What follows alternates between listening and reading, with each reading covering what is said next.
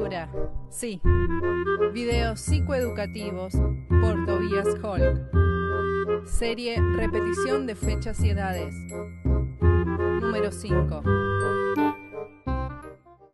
Hola gente, desde Buenos Aires, Argentina, Vicente López. Continuamos con nuestros videos psicoeducativos, un cacho de cultura. Y seguimos con edades y fechas, detrás de cámara y en edición Calu, y el que les habla, Tobias Holk. ¿Por qué edades y fechas? Porque edades y fechas son, entre otros, dispositivos que tiene el inconsciente personal y genofamiliar para transmitirnos algo, un significado, algo que nos quiere decir. Y lo hace de la manera con la repetición, es decir, repiten fechas, repiten edades o, digamos, algún elemento que conecte con estas fechas y edades, y tienen, repito, el carácter de la repetición y hacen que nosotros nos ocupemos, echemos una mirada para tratar de hacer consciente lo inconsciente del mensaje de las edades y fechas en forma de repetición.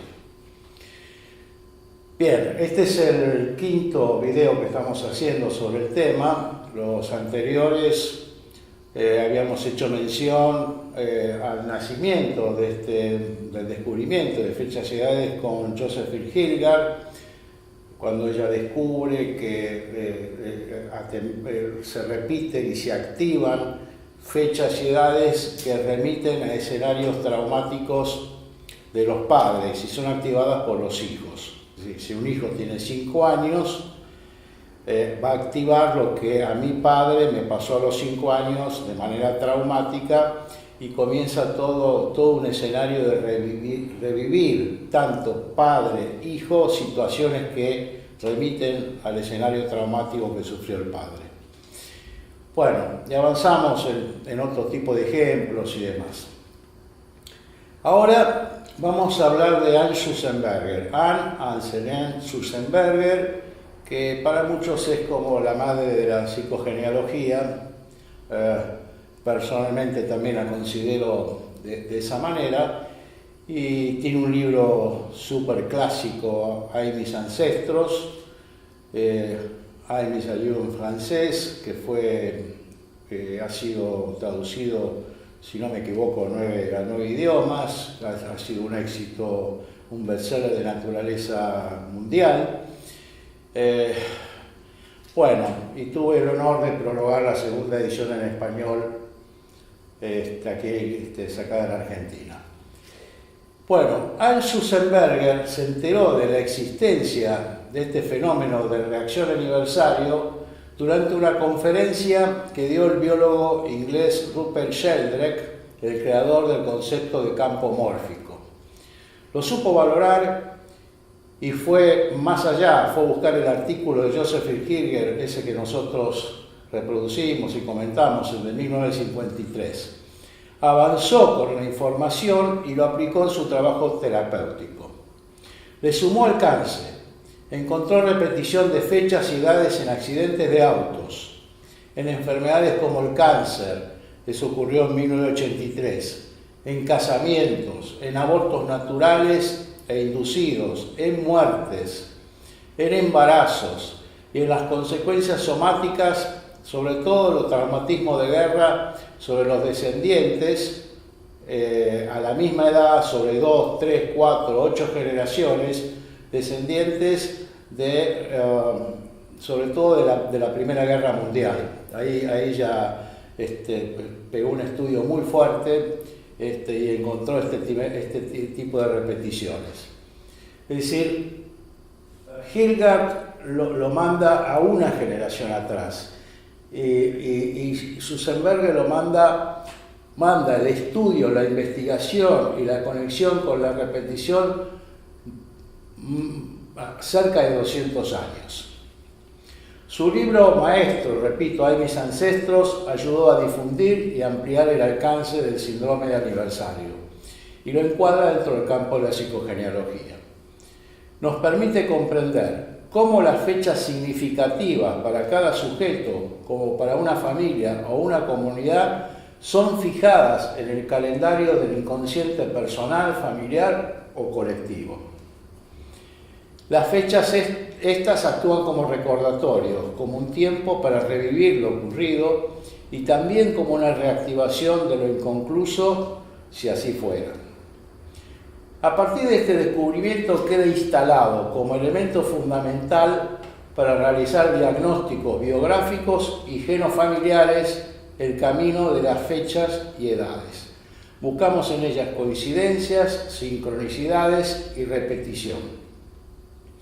Es decir, que es imposible hoy soslayar, ¿no es cierto?, cuando uno tiene un episodio de naturaleza traumática o una conducta rara, es imposible soslayar la búsqueda que va más allá del campo biográfico, es decir, que va a buscar conexiones con el campo prebiográfico. Digo que es imposible soslayarla porque muchísimas veces la búsqueda de explicaciones a ciertos tipos de conducta, enfermedades, si se realizan en el campo biográfico, es decir, desde que fue concebido, desde que nací para acá, quedan muy cortas y no nos llevan a ningún lado. Anne le dio un nuevo impulso al ampliar la perspectiva del síndrome de aniversario, llevándolo al campo de enfermedades. Por ejemplo, cuando un cáncer aparece a la misma edad que la contrajo una madre, un padre o una hermana. Más adelante lo vamos a ver un poco más en detalle. También Anne Schussenberger fue pionera en llevar el concepto de síndrome de aniversario al campo histórico y encontrar en este repetición de fechas y acontecimientos. La historia que ella encuentra con Kosovo es muy ilustrativa. Veamos, un líder serbio, el príncipe Miloš Kovolik, asesina por traición al sultán Murat, el que, moribundo, hizo a cambio decapitar a su cuñado, el príncipe serbio Lázaro, que fue luego canonizado, San Lázaro. Y también mata a un centenar de serbios. Esto ocurre el 28 de junio de 1389. Repito, 28 de junio, porque es la fecha que se va a repetir, como vamos a ver más adelante. La derrota de Kosovo resultó un traumatismo histórico para los serbios, una suerte de luto nacional. Se lo sigue recordando como tal en el culto a San Lázaro, con oraciones, cuentos, íconos, almanaques, cantares de gesta y leyendas propagadas desde hace siglos. El día aniversario de la derrota de Kosovo, repito, 28 de junio, el archiduque Francisco Fernando, heredero del trono del Imperio Austrohúngaro, viaja a Sarajevo y es asesinado por un activista serbio por, como él había dicho, humillar a Serbia hace más de 500 años atrás. Este acontecimiento desencadena la Primera Guerra Mundial, 1914-1918, causando millones de muertos y preparando el contexto para la Segunda Guerra Mundial. De nuevo, 28 de junio de 1919, Alemania firma el Tratado de Paz de Versalles. 28 de junio de 1948, el mariscal Tito rompe con la Unión Soviética. 28 de junio de 1989, el líder serbio Milošević hizo traer los restos de San Lázaro a Kosovo. Y con este hecho se inician las masacres de musulmanes en Albania. 28 de junio de 1992, el presidente francés Mitterrand viaja a Sarajevo para intentar infructuosamente lograr la paz. Como vemos, esta fecha, 28 de junio, funciona como una suerte de atractor histórico después de la masacre inicial de Kosovo, y se repite, se va repitiendo, y hay otras fechas en el campo histórico que también se repiten y que, bueno, se ve que tienen una cola importante para ser tenidas en cuenta. Lo importante en esto es que, además del hecho del ejemplo de Kosovo, Schussenberger inicia una digamos, una gestión en un nuevo espacio, que no es el espacio psicoterapéutico de una familia, sino que es el espacio de la historia, donde ella ve este nivel de repeticiones igual que en las familias. Otro ejemplo da cuenta de la repetición de fechas en el campo histórico. Por ejemplo, los historiadores americanos descubrieron que el segundo y tercer presidente de Estados Unidos, Thomas Jefferson y John Adams, murieron ambos el mismo día, el 4 de julio de 1826, el día del 50º aniversario de la firma de Declaración de Independencia, que fue el 4 de julio de 1776. Como si esperasen, dice Susenberger, esta fecha de la firma para participar del acontecimiento del quincuagenario y morirse después. Un inconsciente genealógico actúa entonces en el campo histórico estableciendo destinos en los pueblos. La repetición en fecha de acontecimientos no saldados nos invita a todos, a los historiadores, sociólogos, además, a abrir nuevos campos de investigación como un capítulo de los estudios históricos. Bien, vamos a ver ahora qué dinámicas psíquicas aparecen relativas a edades y fechas. Por ejemplo, nacer el mismo día o día cercano o mes en que nació o falleció un hermano, una madre, un padre o alguno de los abuelos o un tío. ¿Cómo saber si esta repetición, esta coincidencia es azarosa o tiene un sentido que va más allá de la casualidad? La respuesta se encuentra en la historia y en la subjetividad de la misma. Es decir, no hay un manual que establezca una verdad a priorística. ¿Sí? Lo primero es determinar si el fallecimiento del progénito tuvo un tinte traumático, por ejemplo un suicidio o una muerte trágica e inesperada, como un niño que se ahoga en una pileta, o en el mar si hubo descuidos, o electrocutado o asesinado. Muerte trágica alude en principio a shock, a culpa, a violencia, a irresponsabilidad, a imposibilidad de hacer el duelo por un contexto que no lo favorece, porque hay otras urgencias o porque nos resulta inadmisible.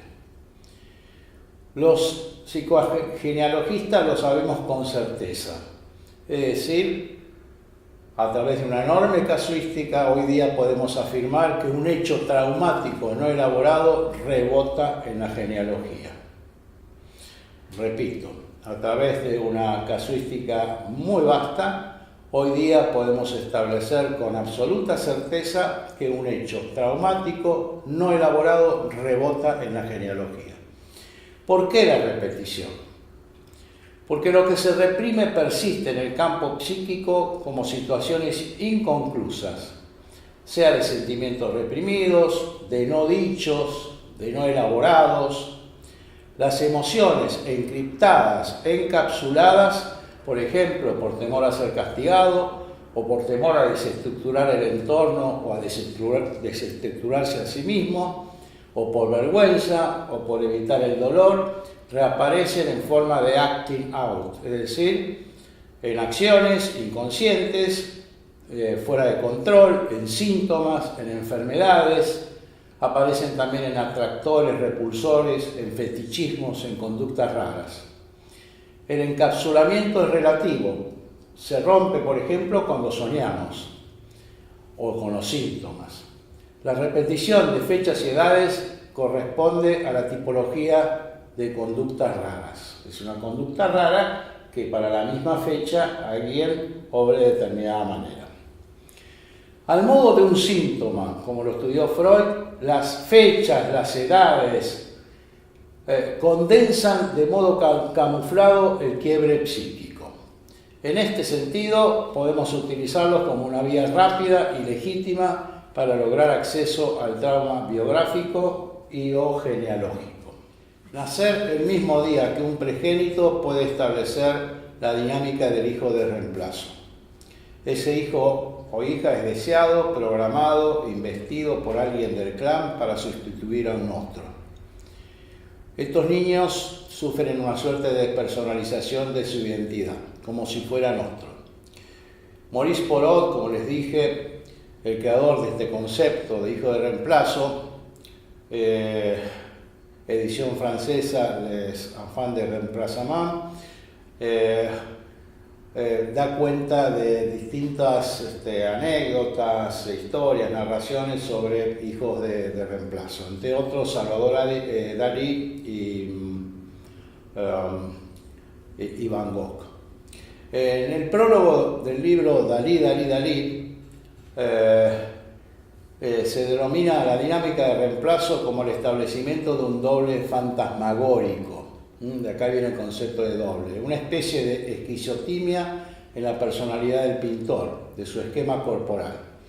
Desde entonces hay cierta literatura de tipo psicogenealógica que referencia a estos hijos de reemplazo como los dobles.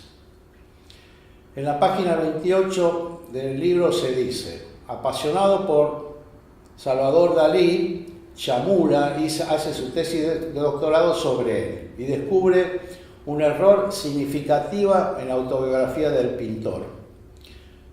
Había hecho investigaciones en la Municipalidad de Figueras y encuentra que este hermano mayor no muere a los 3 años, sino 9 meses y 10 días antes del nacimiento de su hermano menor, el pintor. Claramente, para decirlo en otros términos, fue concebido próximo a la muerte de su hermano mayor. En lo que a fechas atañe, es altamente frecuente y comprensible que si se concibe un hijo al poco tiempo de fallecer otro, y si no se lo pudo duelar adecuadamente, se invista por nacer por una suerte de, entre comillas, renacido, un hijo de reemplazo. François Dolto, la excelente psicoanalista de niños y también precursora de la psicogenealogía, cuenta en su libro Autorretrato de una psicoanalista que su hermana Jacqueline nació en la fecha aniversario de la muerte de su hermano menor Jacques. Fue llamada Jacqueline, el femenino de Jacques. Jacqueline va a morir también joven. Fechas y nombres se unen en una posible hija de reemplazo. François Dolto dedicó su vida al psicoanálisis de niño, una profesión también reparadora. Numerosos hijos de sustitución nacen el mismo día o mes de la muerte del fallecido anterior, en general niños, cuya madre, cuyo padre o abuelos no han hecho el luto.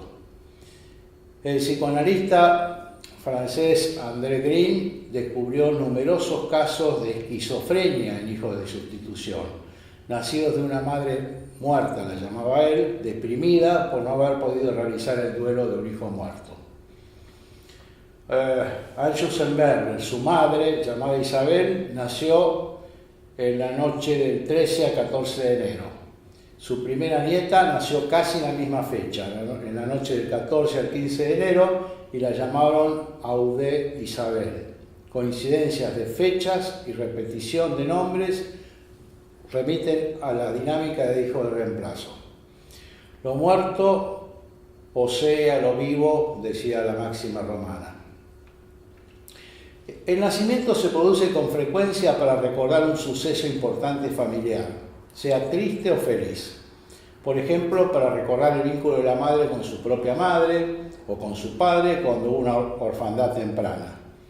Si una abuela falleció muy joven y una nieta nace en su mismo día de nacimiento, ésta puede estar investida y suele tener funciones maternas para su madre. Ser la madre de su madre es una dinámica llamada parentificación. Nacer un año después, el mismo día y mes que falleció su abuela. Esa fecha y llevar el nombre de su bisabuela los une. Cuando la nieta creció, comprendió el dolor de su abuela, que no pudo hacer un entierro digno a su madre. Lo reparó colocando una placa alusiva en la tumba de su bisabuela en España. La fecha, como ligadura, perdió peso. Salomón Selá, médico y psicogenealogista contemporáneo, avanza en la investigación de los hijos de reemplazo y la dinámica de la clínica del fantasma, centradas en la fecha de nacimiento y de fallecimiento y en la repetición del nombre o un equivalente. Le agrega la fecha de concepción y el punto I, cuando el nacimiento del yacente, como lo llama, coincide con la fecha de gestación del fallecido. Las fechas diagnósticas, junto con la descripción fenomenológica de signos clínicos del núcleo melancólico de un hijo de reemplazo, dan lugar al síndrome del yacente. En un próximo texto y video vamos a dar cuenta más en detalle de esta dinámica psíquica, como un capítulo de la terapia de duelo con alcance genealógico. Bueno, gente, vamos a cerrar este quinto video y nos vamos a tomar un café y en un ratito seguimos con el próximo, el sexto. Gracias.